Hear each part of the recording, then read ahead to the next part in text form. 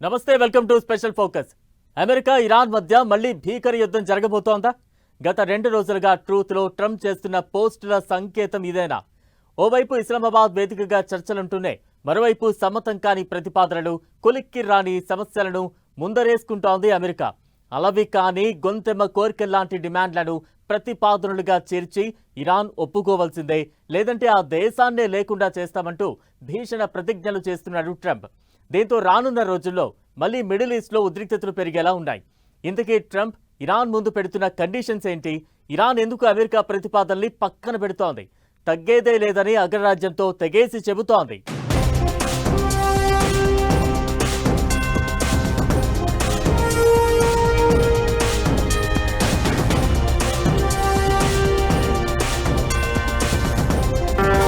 సమ్మతం కాని ప్రతిపాదనలు, కొలిక్కి రాని చర్చలు, తగ్గేదలేదంటున్న అమెరికా ఇరాన్.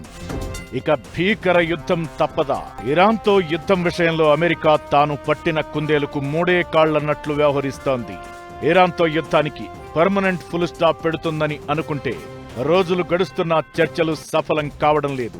కనీసం చర్చలకు ముందు పెట్టే ప్రతిపాదనలు కూడా అలవి కానివి, సమ్మతించలేనివి, గొంతెమ్మ కోర్కెలు పెడుతూ ఇరాన్పై కాలు దువ్వుతోంది అమెరికా. ఇస్లామాబాద్ వేదికగా జరిగిన చర్చలు అర్థాంతరంగానే ముగిశాయి. మరోసారి పీస్ టాక్స్ ఉంటాయని అమెరికా అంటోంది. ఈలోపు ఇరాన్ తమ షరతులకు అంగీకరించాలని పట్టుబడుతోంది. శాంతి చర్చల ప్రతిపాదనలో అమెరికా ఇరాన్కు 5 షరతుల్ని విధించింది.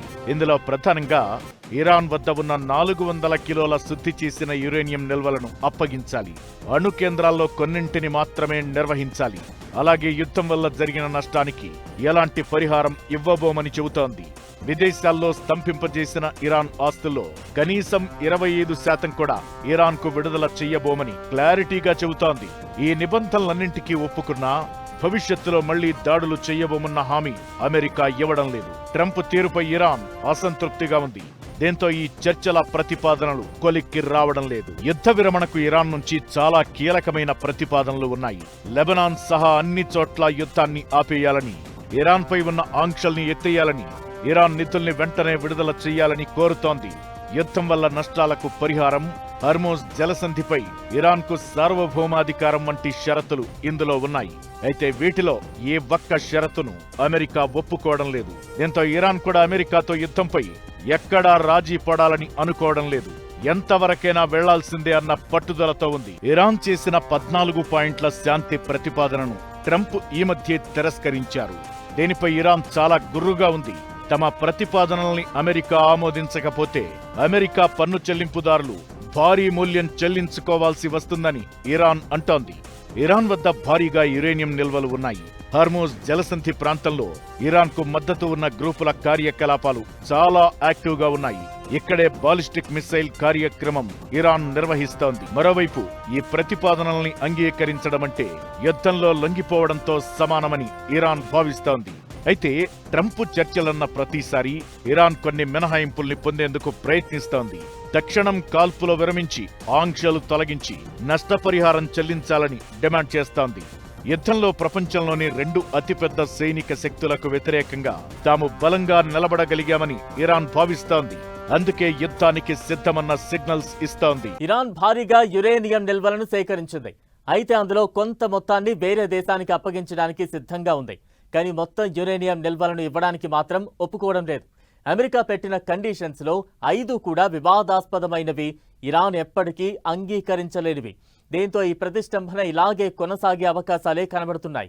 ఈ ప్రభావం అమెరికా ఇరాన్ పైనే కాదు, ప్రపంచ ఇంధన భద్రత, చమురు ధరలు, మిడిల్ ఈస్ట్లో సుస్థిరతపైనే పడుతోంది. ఇరాన్ అమెరికా మధ్య చర్చల్లో యురేనియం ఎన్రిచ్మెంట్ ప్రోగ్రాం అనేది చాలా కీలకమైన అంశం. అంతేకాకుండా అత్యంత వివాదాస్పదమైన పాత అంశం కూడా.